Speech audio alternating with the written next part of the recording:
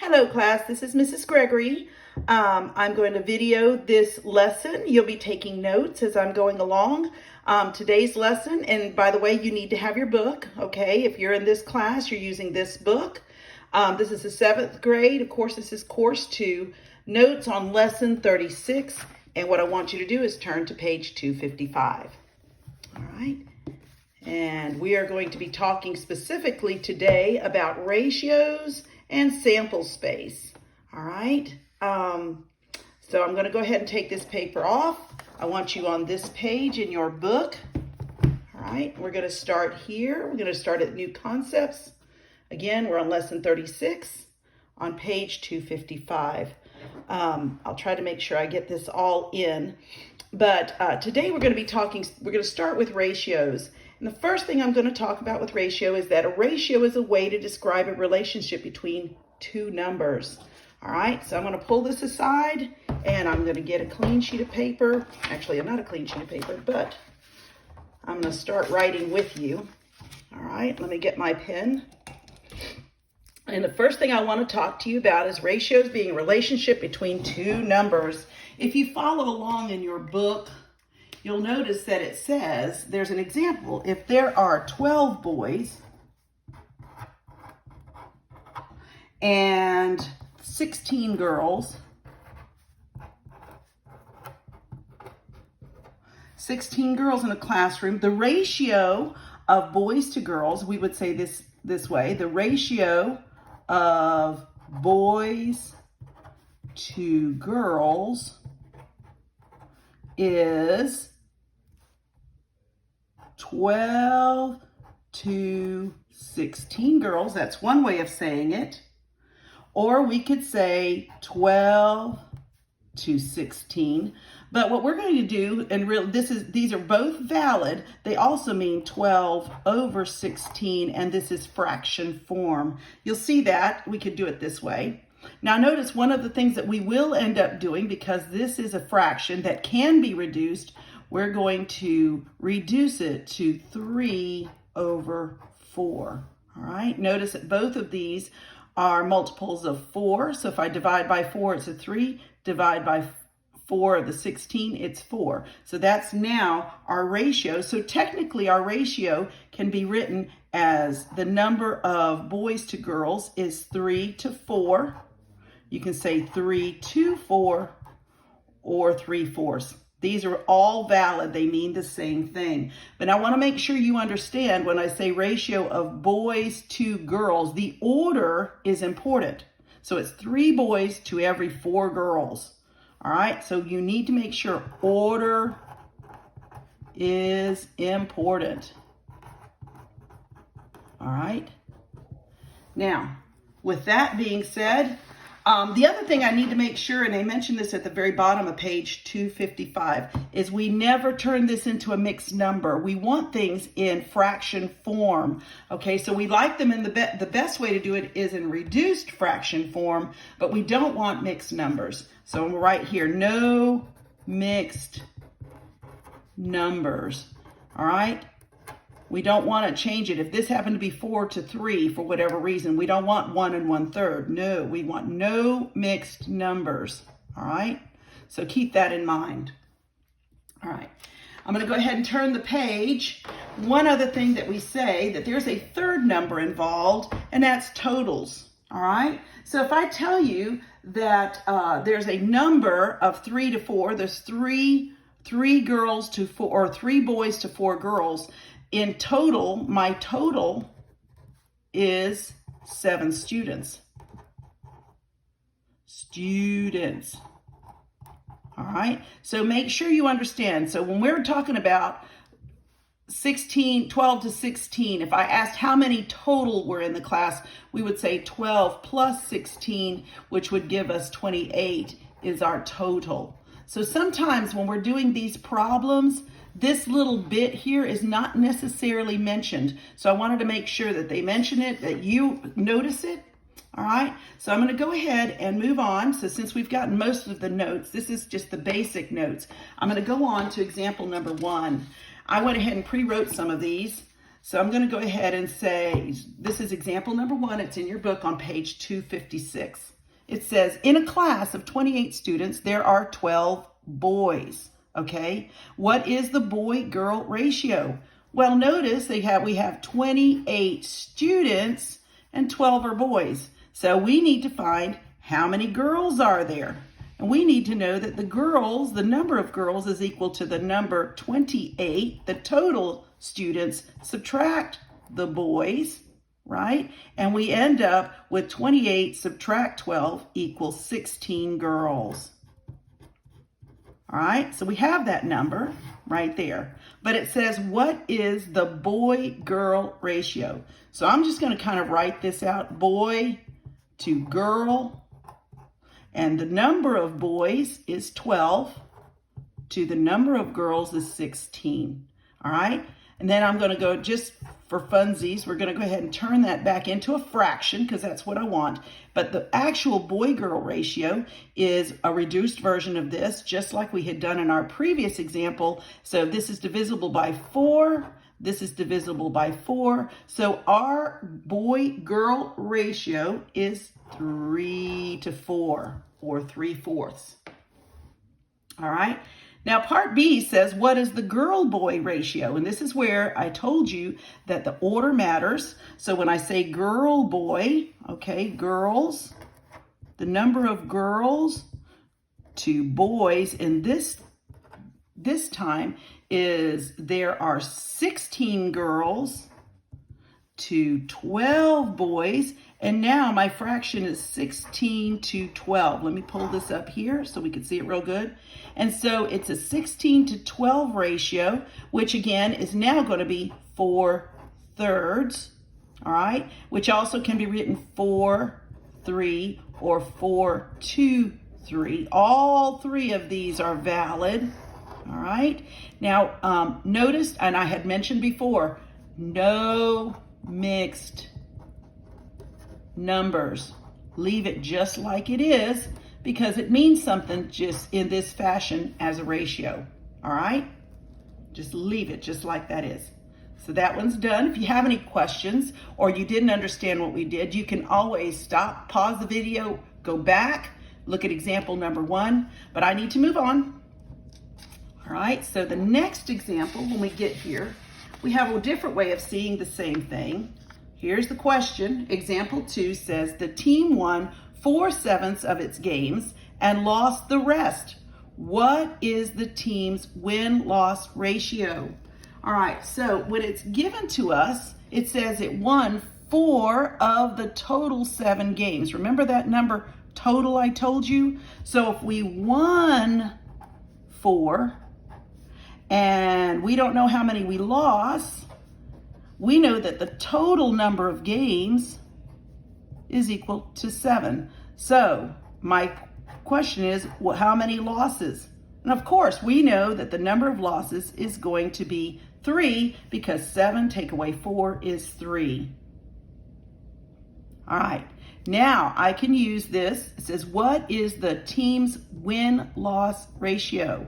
All right, so the number of the win, loss, and order is important, would be 4 to 3. So this is the win-loss ratio. I'm going to circle this as my final answer.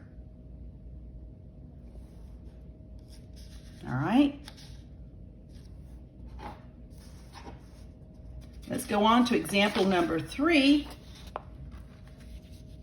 Example number 3 says there are red and green marbles in a bag. If the ratio of red marbles to green marbles is 4:5, which means there's 4 red, 5 green, what fraction is the total number of marbles is? Let me read that again. What fraction of the total number of marbles is red? All right, this question has a lot going on. So I've got red marbles is, I'm gonna just go ahead and circle this in red. My green marbles, I'm gonna circle that in green so I don't get them mixed up. All right. All right, but we are going to be looking for a total. All right. fraction of the total. So this number's different. So I need you to understand that 4 plus 5, right? 4 plus 5 is equal to 9 total. All right, there's 9 total. I don't know if I used the right color for that. But what it asks you, what fraction of the total number of marbles is red? Well, how many are red? 4 red. And how many is total? So our fraction of red to total is going to be 4/9. Okay? So you have to get that total to know what the fraction of total number of marbles is red. So we have 4 red out of 9 total number of marbles. All right, take a moment, look at that. If you have any issues, remember that in your book, there is a solution. It's pretty much telling you a lot of the same things I'm telling you. I'm just working them out for you.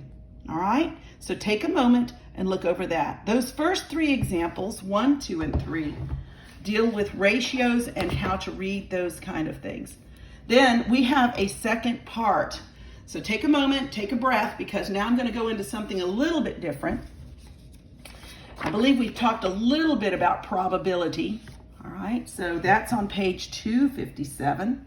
And one of the vocabulary words, it says probability, the likelihood that an event will occur. If I were to flip a coin, what's the likelihood that when I flip it, it will be tails? And I know most of you are going, oh, it's 50%, Mrs. Gregory, and you would be right. All right, so the event in this case, right, the probability of an event, all right, is the total number of favorable outcomes divided by, this is a fraction, by the way, by the total number of possible events.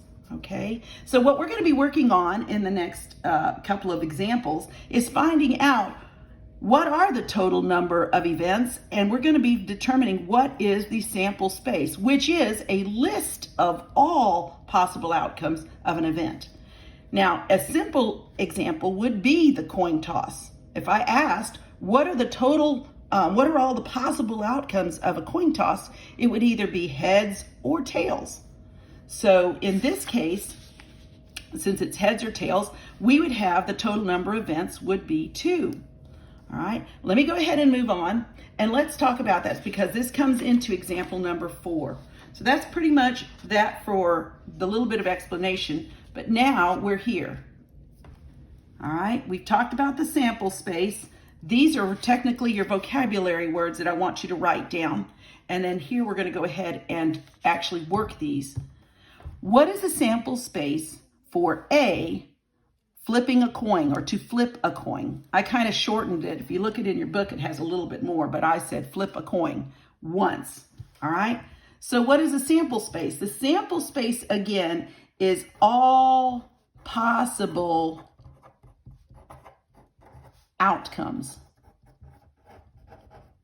It's all possible outcomes. So when we're flipping a coin, our possible outcomes is we either have heads or tails.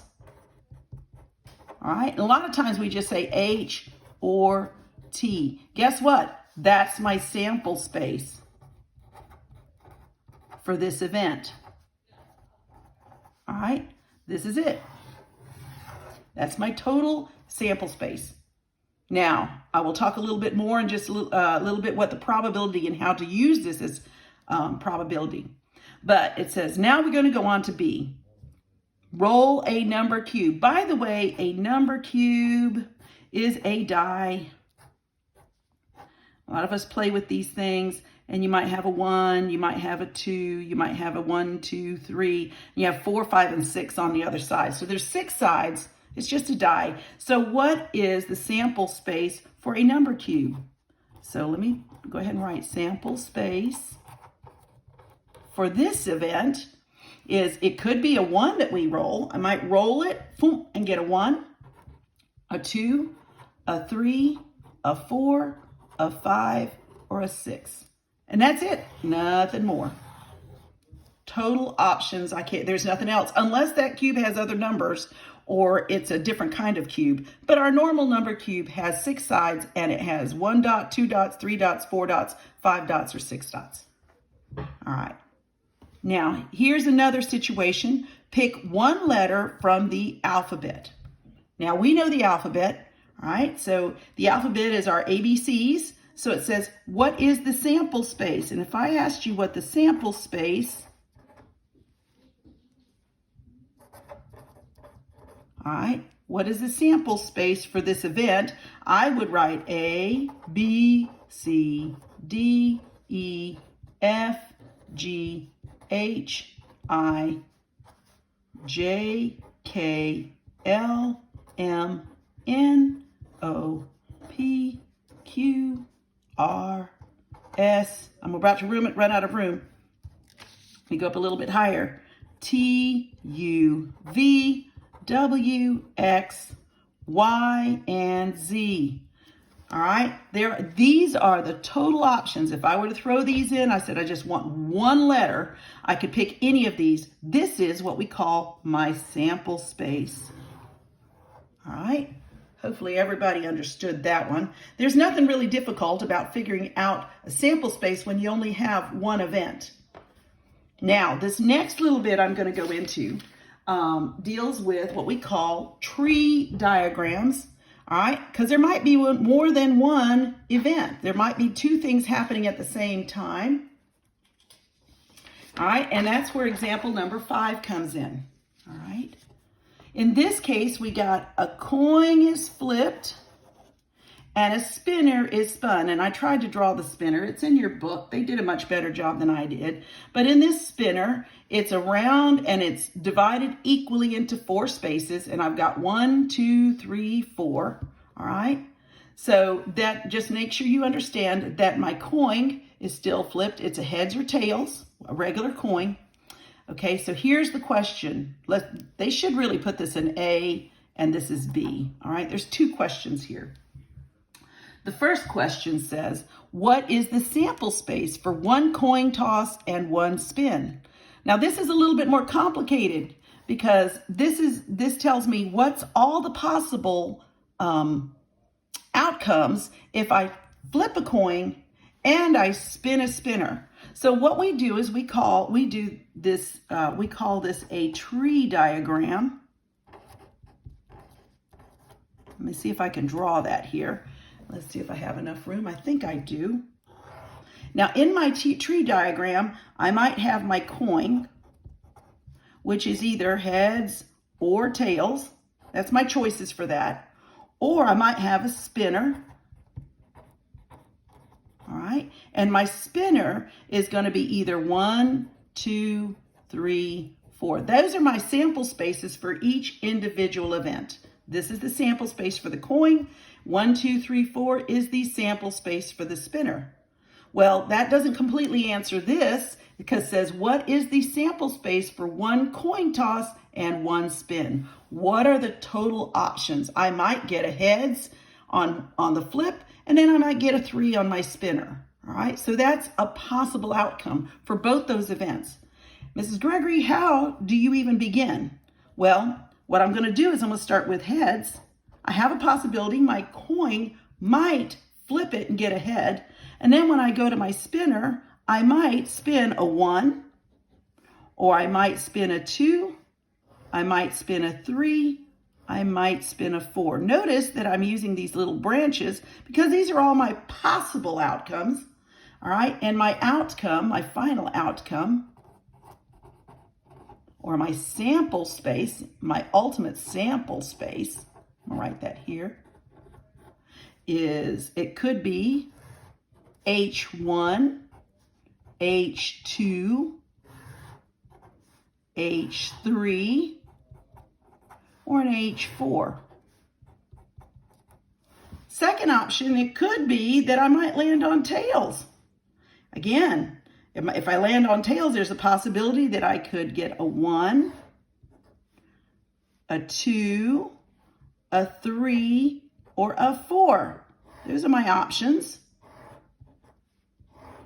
All right, So when I come over here and I put them in my list, I could have a tails and hit 1, tails, hit 2, tails, and get a 3, or a tails and a 4.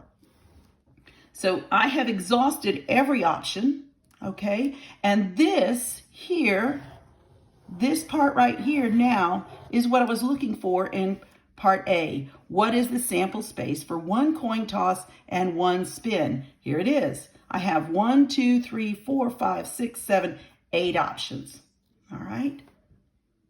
Now, here's my total options. Now, here's part B.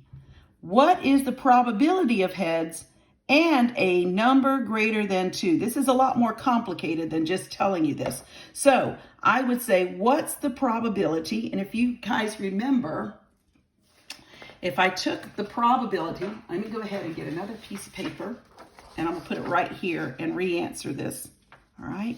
And maybe I'll go ahead and show this part right here so you have it.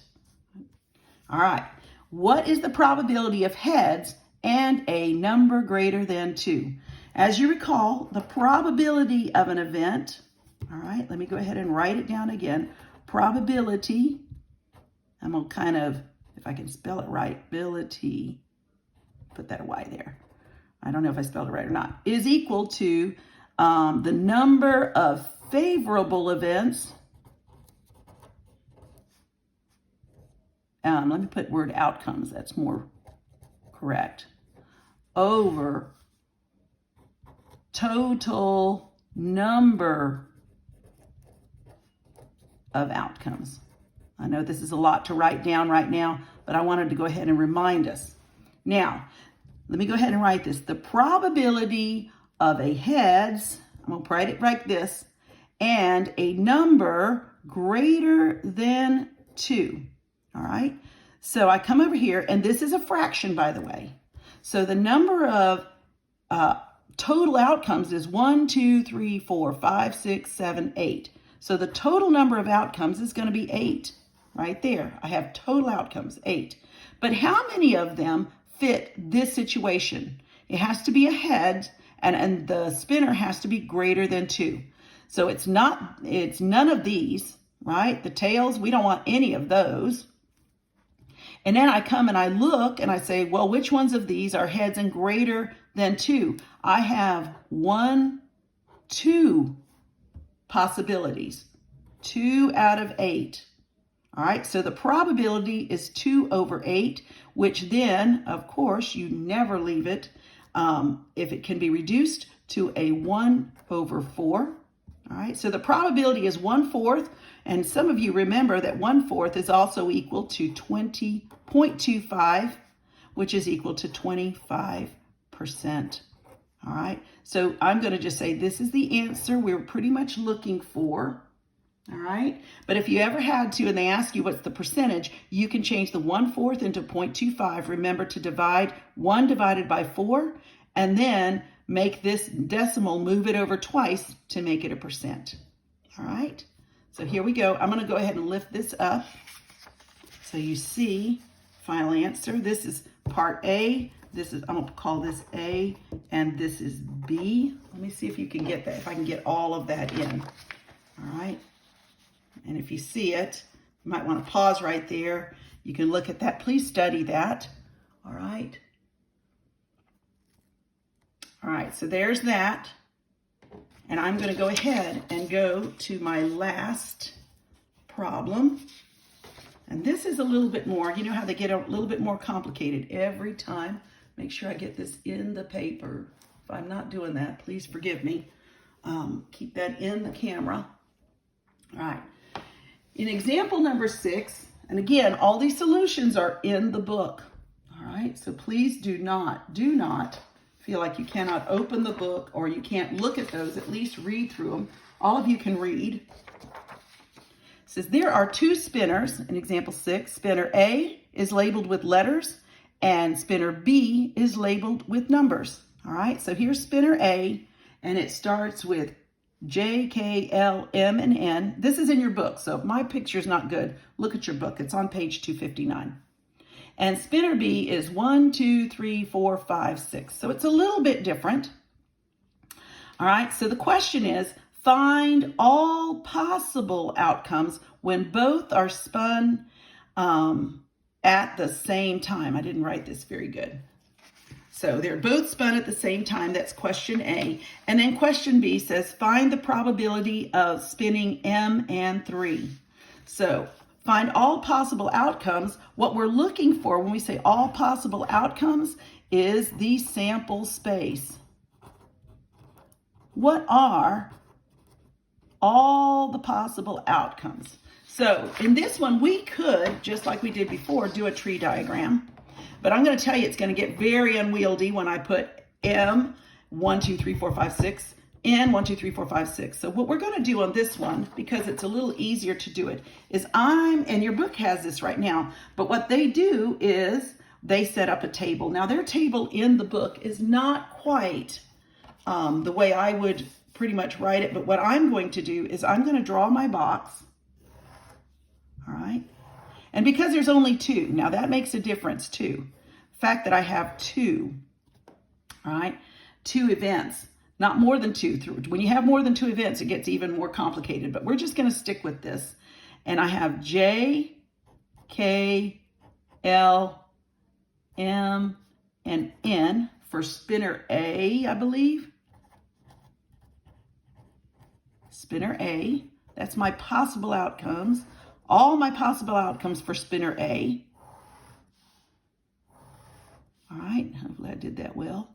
And then all my possible outcomes for B are 1, 2, 3, 4, 5, and 6. All right, and I'm just going to go ahead and do this.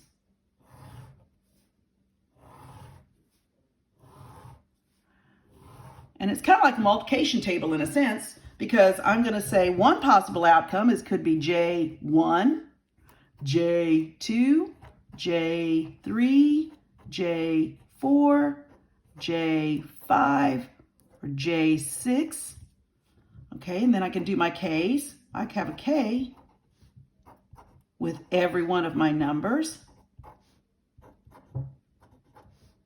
K6, L1, L2, L3, L4, L5, L6, M1, M2, M3, M4, M5, M6. Go over here, N1, N2, 3, N4, N5, N6. So take a moment, figure out what I did. Oh, let me write down here, spinner B. Now, if you notice, their picture out there just says outcomes, and it doesn't tell you exactly how to do it. So I'm telling you, this is what they did. They pretty much lined up your letters, lined up your numbers. And because there's only 2 events, we can set it up in a table. We could have done the last example, example 5, in the same way, but I wanted to show you a tree diagram and how that worked. All right. So if I look at this and I said, here's the question, find all the possible outcomes for both. This is A. This is the answer, this whole thing. These are all the possible outcomes for, this is all the possible outcomes for this situation, for both spinners being spun at the same time. Now, B says, find the probability, so I'm going to come over here, the probability of spinning an M. What's the probability of spinning an M and a 3 at the same time? Okay, so again, probability of an event is the total number of favorable oops, I didn't spell that right, outcomes over all possible outcomes. All right, that's the basic definition of probability. And so I'm going to come over, what's the total number of favorable outcomes? How many of these boxes have an M3? And I'm looking at, there's only one M3. There's only one. So I would have a 1. And how many total, let me put the number of all possible outcomes. And I could either count them, but technically it's 5 times 6. So 5 times 6 is 30. All right. This 5 times 6 number, by the way, is called me multiplying this times this is called the fundamental counting principle. So I don't really have to go through all of this to find out how many possibles there are. I just say 5 times 6, there's 30 possibles.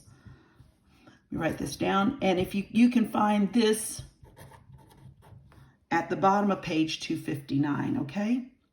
So I just want you to be aware of that, be aware of this, okay? Well, that's the end of this video. I believe we've gotten through all of the examples.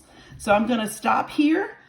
Your next assignment is on page 260. You're going to do the practice set. Let me write it down here. Do the practice set, page 260. All right. And do problems A through I. Give it an attempt. Do every one of them. All right. The next video that you'll be watching will be me giving you the answers to practice set, to this practice set on page 260.